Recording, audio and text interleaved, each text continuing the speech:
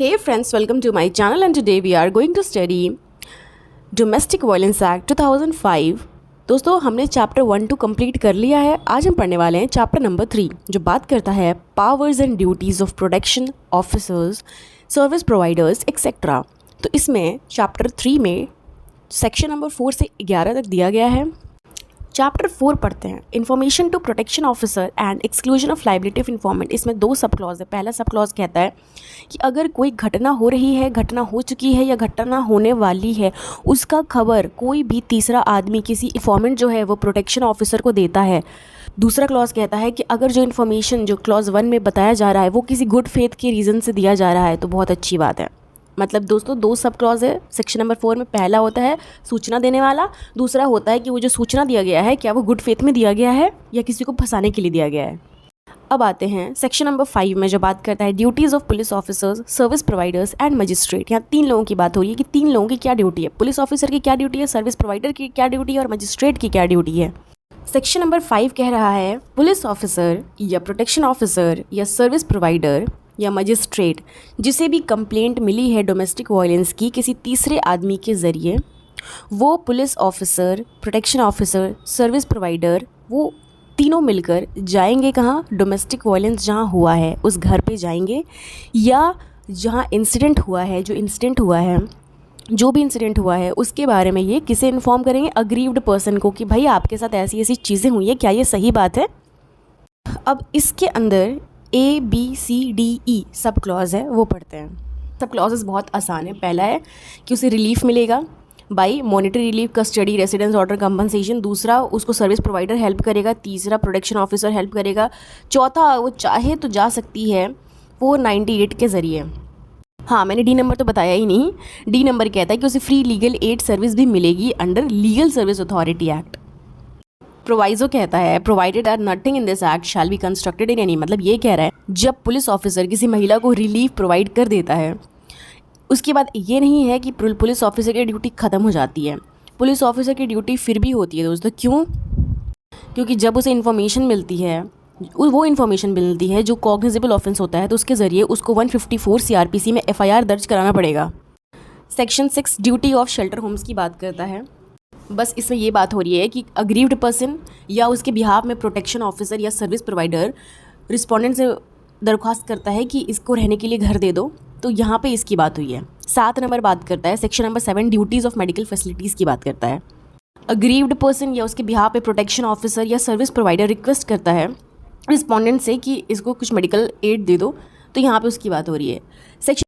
Section 8 बात करता है अपॉइंटमेंट ऑफ प्रोटेक्शन ऑफिसर। इसमें 3 सब क्लॉज है। पहला सब क्लॉज कहता है कि स्टेट गवर्नमेंट जो है वो नोटिफिकेशन मिलने के बाद अपॉइंट करेगा प्रोटेक्शन ऑफिसर को। हर डिस्ट्रिक्ट्स में अलग अलग प्रोटेक्शन ऑफिसर्स होंगे और उनको बताया जाएगा कि उनकी एरियाज़ क्या है और वो कितने एरिया के अंदर प्रोटेक्शन ऑफिसर काम कर सकता है, अपनी ड्यूटी परफॉर्म कर सकता है। क्लॉज नंबर 2 बात करता है कि मोस्टली प्रोटेक्शन ऑफिसर महिला होगी, क्योंकि भाई महिला की बात है तो महिला ही होगी ना। काफ़ी बार ऐसी चीज़ें होती हैं जो महिला किसी मेल पुलिस ऑफिसर को नहीं बता पाती अपनी दुख तकलीफ, इसीलिए यहाँ पे बात हुआ है वुमेन के बारे में कि प्रोटेक्शन ऑफिसर जो होगा मोस्टली वो वुमेन ही होंगी। अब 3rd क्लॉज कह रहा है कि टर्म और कंडीशन जो है सर्विस ऑफिसर की वो उसके टाइम पीरियड के अकॉर्डिंग बताया जाएगा कि वो किसके सबऑर्डिनेट है या किसका सीनियर है। सेक्शन नंबर 9 बात करता है प्रोटेक्शन ऑफिसर्स की ड्यूटीज़ के बारे में। टोटल 9 ड्यूटीज़ के बारे में डिस्कस किया गया है, तो बहुत ही आसानी से पढ़ते हैं। आइए, ए नंबर क्या बोलता है कि प्रोटेक्शन ऑफिसर जो है वो असिस्ट करेगा मजिस्ट्रेट को, वो मजिस्ट्रेट हेल्प करेगा केसेस को डील करने में। क्लॉज नंबर बी कहता है कि डोमेस्टिक इंसिडेंट रिपोर्ट बनाएगा प्रोटेक्शन ऑफिसर, वो जाकर मजिस्ट्रेट को देगा और बाद में चाहे ज़रूरत पड़े तो वो सारी की सारी कॉपीज़ को फॉरवर्ड कर सकता है पुलिस ऑफिसर को जो उस एरिया में है, उस लोकल लिमिट्स में है। जिस एरिया में वो डोमेस्टिक वायलेंस हुआ है उस एरिया में थाना जो है वहाँ पर वो जाकर पेपर सबमिट करेगा। क्लॉज नंबर सी बात करता है कि प्रोटेक्शन ऑफिसर अप्लाई करेगा रिलीफ के लिए on the behalf of aggrieved person. D बात करता है कि यहाँ पे protection officer will take care of legal aid of the aggrieved person.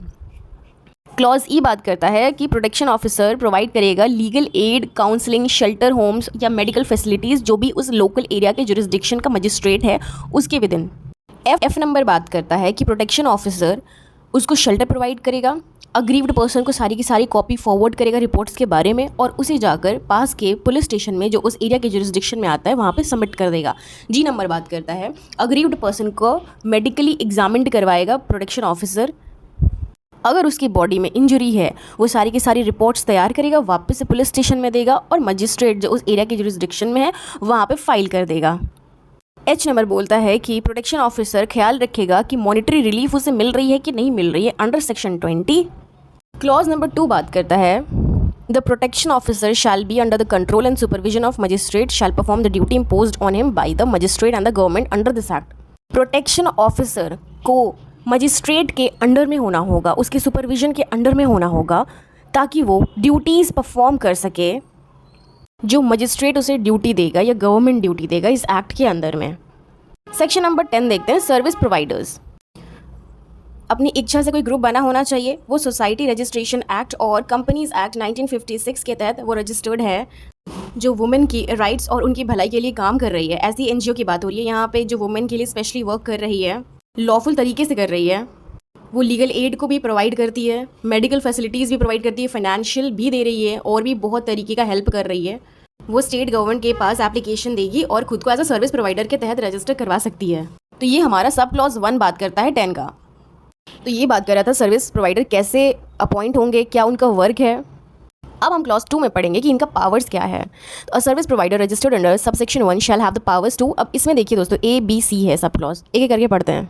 तो सब क्लॉज ए बात करता है यहाँ पे अग्रीव्ड पर्सन आती है सर्विस प्रोवाइडर के पास। सर्विस प्रोवाइडर भी डोमेस्टिक इंसिडेंट रिपोर्ट बना सकता है और प्रोटेक्शन ऑफिसर को भी भेजा जा सकता है सर्विस प्रोवाइडर के जरिए उस एरिया के जुरिस्डिक्शन में जहाँ पे वो डोमेस्टिक वायलेंस हुआ है। बी नंबर बात करता है कि अग्रीव्ड पर्सन का मेडिकल एग्जामिनेशन होना चाहिए, उसकी जो कॉपी है वो प्रोटेक्शन ऑफिसर को और पुलिस स्टेशन जो भी डोमेस्टिक वायलेंस हुआ था वहाँ के जो लोकल जुरिस्डिक्शन है वहाँ पे वो भेज सकता है। सी नंबर बात करता है कि अग्रीव्ड पर्सन को सर्विस प्रोवाइडर शेल्टर प्रोवाइड करा सकता है। अगर वो महिला बोलेगी कि मुझे रहने का जगह नहीं है तो शेल्टर होम उसे प्रोवाइड किया जाएगा और उसकी रिपोर्ट जो है वो तैयार करेंगे अग्रीव्ड पर्सन के बिहाफ में और शेल्टर और उसकी एक कॉपी पुलिस स्टेशन भी भेज दिया जाएगा जहाँ डोमेस्टिक वायलेंस हुआ था उसके एरिया में। अब हम आते हैं सब क्लॉज 3 में। नो सूट प्रोसिक्यूशन और लीगल एड शैल लाई अगेंस्ट एनी सर्विस प्रोवाइडर। अगर सर्विस प्रोवाइडर किसी गुड फेथ में काम कर रहा है तो हम किसी भी प्रकार का सूट नहीं फाइल कर सकते या प्रोसिक्यूशन नहीं कर सकते, मतलब क्रिमिनल केस नहीं कर सकते या लीगल प्रोसीडिंग्स भी नहीं कर सकते। आप कोई भी एक्ट नहीं कर सकते हो अगर उसने वो एक्ट किसी गुड फेथ में किया हो और उसकी इंटेंशन सिर्फ यही हो कि वो डोमेस्टिक वायलेंस के एक्ट को रोकने का काम कर रहा है। ड्यूटीज़ ऑफ गवर्नमेंट की बात करता है, इसमें टोटल 4 सब क्लॉज हैं। सेंट्रल गवर्नमेंट और स्टेट गवर्नमेंट की क्या ड्यूटीज़ आती है, मतलब स्टेट गवर्नमेंट और सेंट्रल गवर्नमेंट वो हर काम करेंगे जो ए नंबर में कहता है कि अगर उनको अवेयरनेस प्रोग्राम चलाना हो वो पब्लिक मीडिया से टेलीविज़न या अखबार में बार बार जो है डोमेस्टिक वायलेंस एक्ट से रिलेटेड प्रोविजंस हैं उनको बार बार वहाँ पे पब्लिश करने का काम करेगा।